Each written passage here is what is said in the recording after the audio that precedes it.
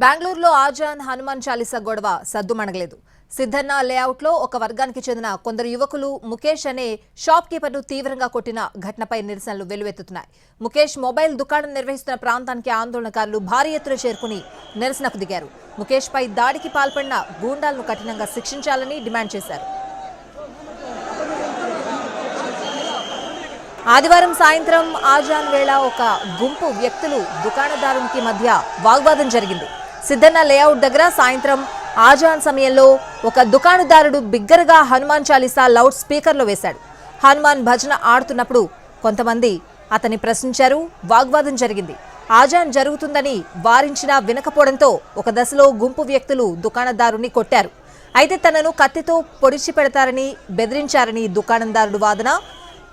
హలసూర్ gate police limit దగ్గర FIR నమోదైంది. ఈ ఘటనపై బెంగళూరు పోలీసులు దర్యాప్తు ప్రారంభించారు. షాప్ కీపర్ పై దాడి చేసిన కేసులో ఇప్పటివరకు 3 వ్యక్తులను అరెస్ట్ చేశారు.